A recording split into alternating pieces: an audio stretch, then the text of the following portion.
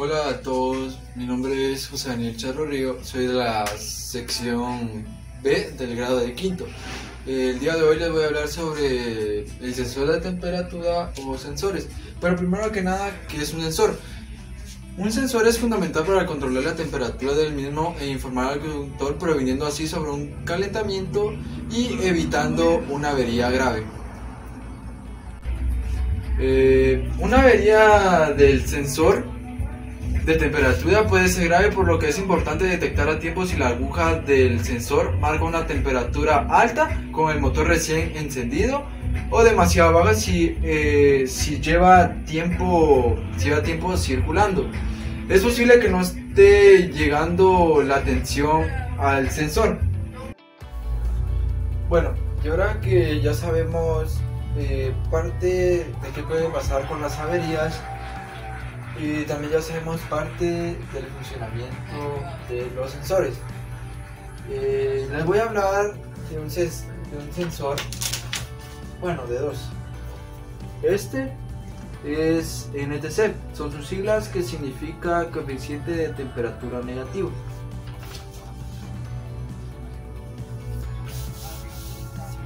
Bueno, este sensor NTC son resistencias semiconductoras térmicamente sensibles que representan una disminución de la resistencia a medida que aumenta la temperatura absoluta.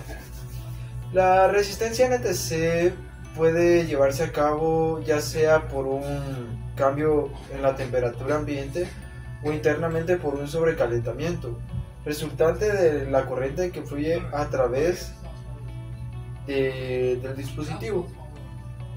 Buenos días, mi nombre es Jesús Galindo. Hoy les daré un pequeño resumen sobre dos tipos de sensores.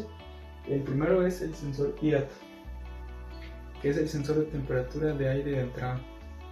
El sensor IAT en sí es un termistor o resistencia térmica que no solo tensa la temperatura, sino que ajusta el cable, el grado variable a mayor calor en una resistencia del IAT. Este sensor trabaja conjuntamente con la centralita o ECU y determina la temperatura del aire que entra en el motor. También interviene el sensor de presión absoluta de múltiple, que señala los cambios de presión, densidad del aire y ajusta la cantidad de combustible que se requiere. ¿Cuál es el sensor de temperatura de aire de entrada? El aire que entra es muy intenso cuando la temperatura sube. Por esta razón, el aire de ingreso a múltiple es menor cuando el aire es frío. Se necesita quemar más volumen los vehículos que están equipados. Además, con un sensor MAP, el IAT está cerca del canal de admisión de aire. En los automotores, el transmisor de masa de aire, el IAT forma parte del sensor MAP. Además, el sensor de temperatura de aire de entrada se conecta a la terminal THA en el módulo de control electrónico. En resumen, el IAT detecta la temperatura natural en arranque en frío y continúa el ciclo del aire en caliente por los gases entrantes al motor. ¿Para qué sirve? Función de temperatura del aire de entrada. La unidad de control del motor ECU puede calcular el caudal de aire que ingresa a la cámara de combustión. Lo hace gracias a este sensor. La ESM determina el arranque del motor en frío al acompañar señales del sensor de temperatura del agua. Y el IAT, estos dos instrumentos deberán estar entre 8 grados y 10 grados, uno del otro, así el menor de control electrónico entiende que el automóvil está en frío y ajusta los parámetros de temperatura en el arranque. Como número 2 tenemos el sensor EST, que es el sensor de temperatura de refrigerante.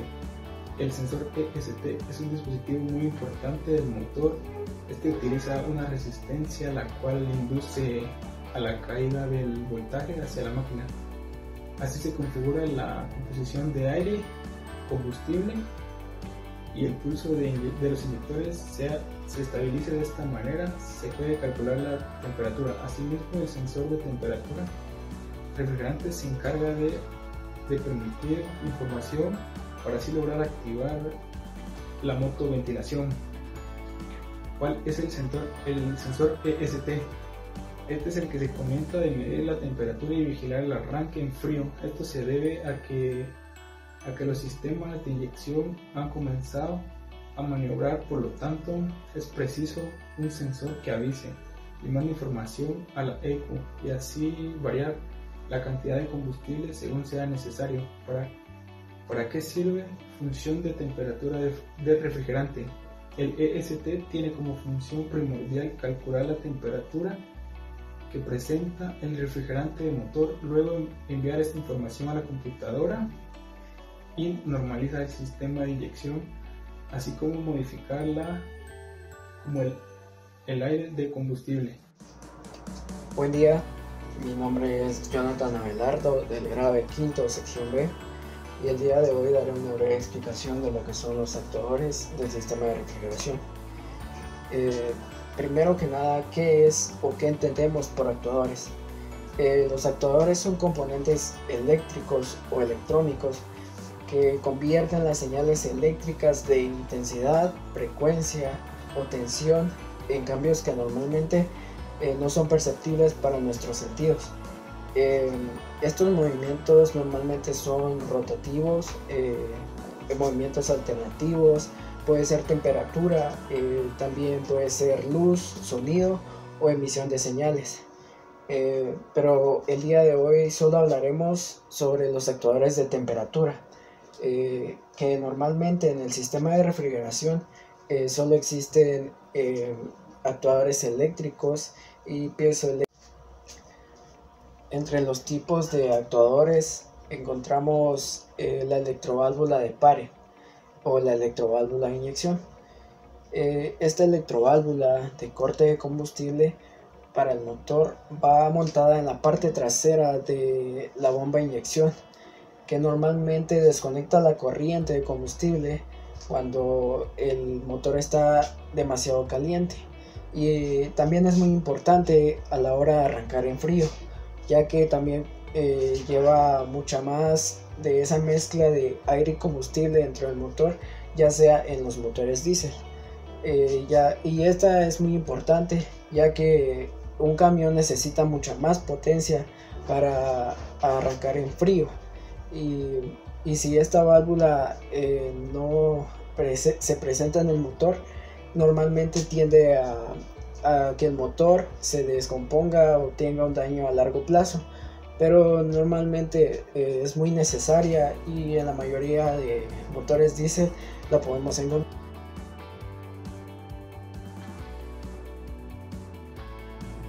Mi nombre es Andrew Huaca. Yo les hablaré sobre la historia del motor rotativo Wankel. Este empezó a usar prototipos en 1972, principalmente en motocicletas, las cuales fueron en la Yamaha RZ201 y en la Kawasaki K99. Al pasar los años, fueron miles de prototipos los que se empezaron a hacer, y en 1970 Mazda se decidió a lanzar su primer vehículo con el motor Wankel. No fue una época muy buena para lanzar este prototipo, ya que en esta época se buscaba disminuir las emisiones y aumentar la economía de la combustión. En junio de 2014 era tanta la popularidad del motor Wankel que muchos productos lo empezaron a utilizar, tal fue como la CAR, los aviones ultraligeros, las motoplaneadoras y las recolectoras de energía. Ahora les hablaré sobre las ventajas y desventajas del motor rotativo Wankel. En las ventajas podemos encontrar menos piezas móviles. Esto se debe a que el motor cuenta nada más con 4 piezas, las cuales son el bloque, el rotor, el árbol de levas y el sistema de refrigeración o de engrase. Otro sería la suavidad de marcha. Esto se debe a que los componentes del motor giran en el mismo sentido.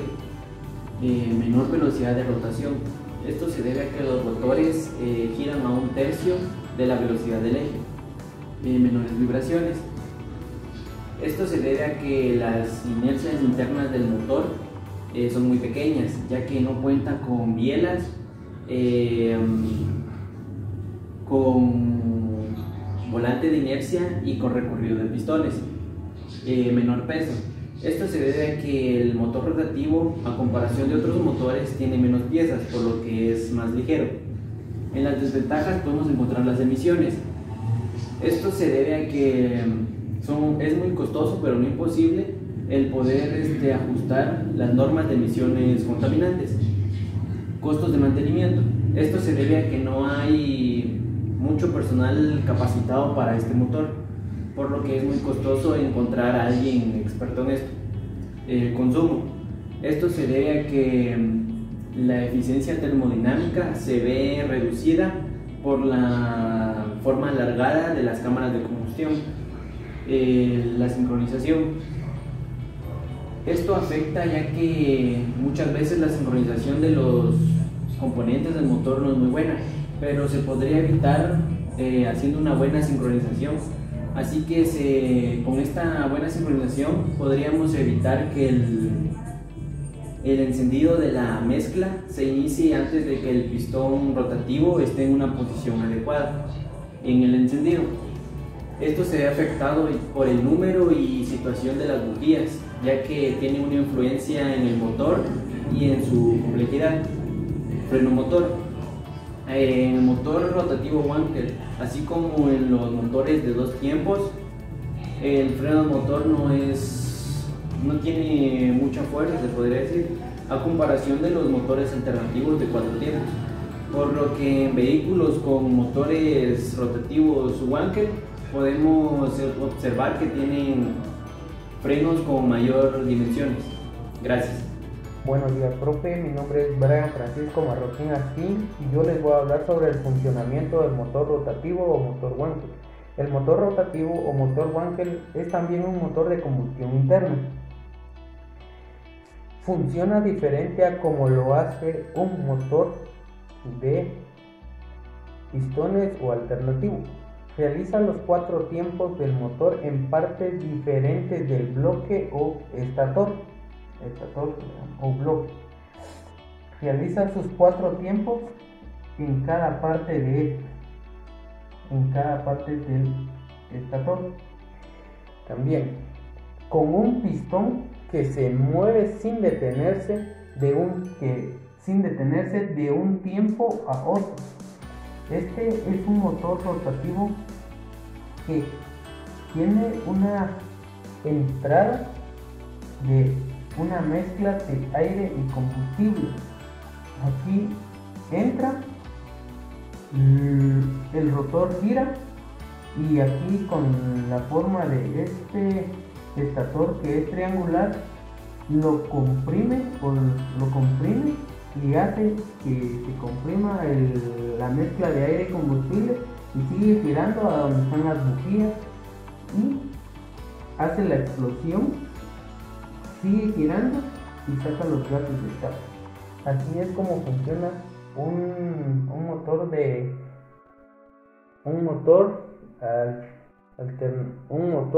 de combustión interna de Wankel.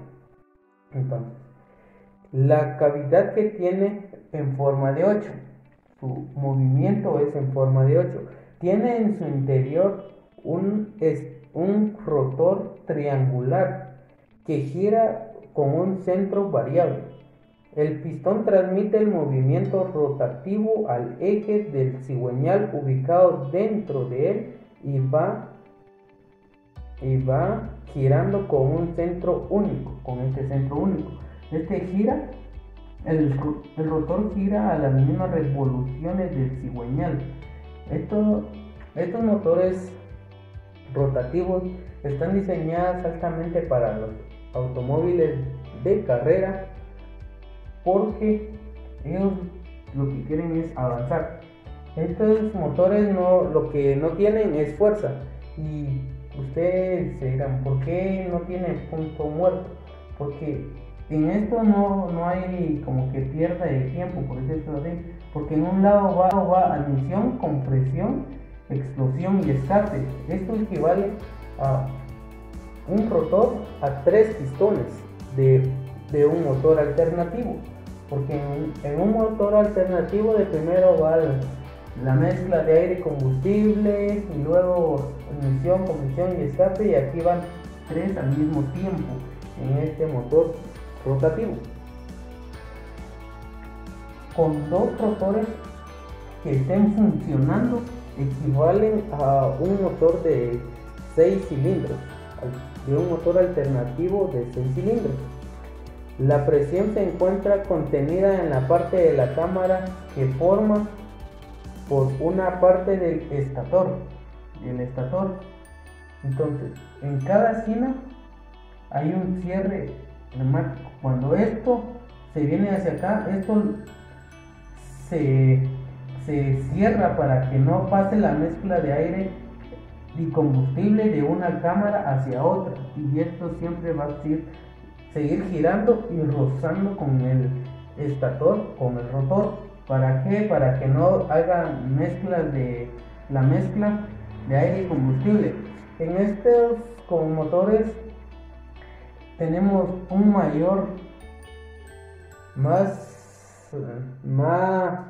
consumo de aceite y combustible, más desde el consumo de combustible, porque aquí hay más pérdida de gases, que a la hora, como es demasiado rápido, no explota todo el combustible. Entonces esa es la explicación del funcionamiento del motor motor Wankel. Gracias. Muy buenas tardes a todos, mi nombre es Luis David Rodríguez Mayén. Yo les vengo a exponer lo que es partes o componentes de un motor rotativo, o también llamado motor Wankel. Vamos a empezar con lo que es el estator. El estator, o también llamado epitrocoide, es la carcasa en sí de este motor.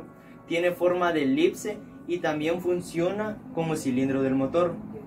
Esta cuenta con hoyos y cámaras por donde circula el líquido refrigerante. También está cerrada herméticamente de ambos lados y de los lados donde se instalan los cojinetes de apoyo. El rotor. El rotor es una de las partes que hace llamativo a este motor. Tiene forma de triángulo y sus lados están abombados. Tiene una función correspondiente a la de un pistón de biela de un motor estándar. Este se podría decir que presiona directamente los gases de combustión al cigüeñal y los transmite como fuerza torque. El engranaje fijo es la rueda dentada que está en el centro y mantiene al rotor en todo momento en su lugar. El rotor gira alrededor de él y esta no se desacopla gracias a las explosiones de combustible. Las bujías. Como sabemos que un motor rotativo no cuenta con varias piezas de un motor estándar, como por ejemplo lo que son las válvulas o los ejes de levas, esta siempre necesita bujías para que enciendan la mezcla de aire combustible que está comprimida. Se sitúan en el lado opuesto de la lumbrera de admisión y escape del motor, y como dije anteriormente, funcionan para dar la ignición de la combustión. El eje cigüeñal. El eje cigüeñal está acoplado al rotor. Este transmite el giro de la transmisión mediante la conexión entre el embrague y el volante motor que está en su extremo. En este caso del motor rotativo, este cigüeñal también en unos casos se conoce como eje excéntrico. Y por último tenemos lo que son las lumbreras de admisión y escape. En las lumbreras de admisión permite la entrada de la mezcla de aire combustible que serán utilizados para la combustión, y la lumbrera de escape, esta expulsará los gases que ya no utilizaremos. Gracias.